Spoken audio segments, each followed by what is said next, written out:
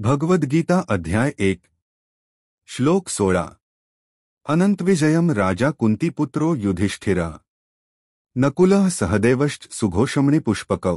अर्थ कुंतीपुत्र राजा युधिष्ठिराने अनंतविजय नावाचा शंख फुंकला।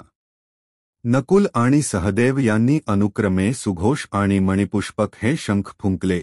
हा श्लोक कौरव आणि पांडव सैन्यातील योद्ध्यांनी युद्ध सुरू होण्यापूर्वी फुंकलेल्या शंखांचे वर्णन करतो। श्लोक 17 काशश्च परमेश्वासः शिखंडीच महारथः धृष्टद्युम्नो विराश्च सात्यकिश्चा प्राजितः।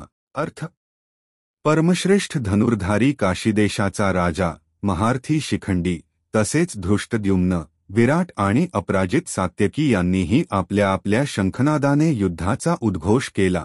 हा श्लोक कुरुक्षेत्र युद्धाच्या पूर्वसंध्येला पांडव पक्षातील प्रमुख योद्ध्यांच्या शंखनादाचे वर्णन करतो।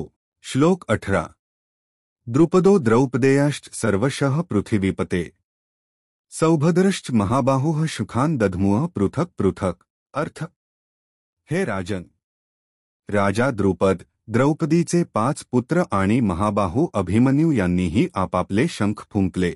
या श्लोकात युद्धासाठी सज्ज झालेल्या पांडव पक्षातील प्रमुख योद्ध्यांनी वाजवलेल्या शंखांचा उल्लेख आहे। धन्यवाद।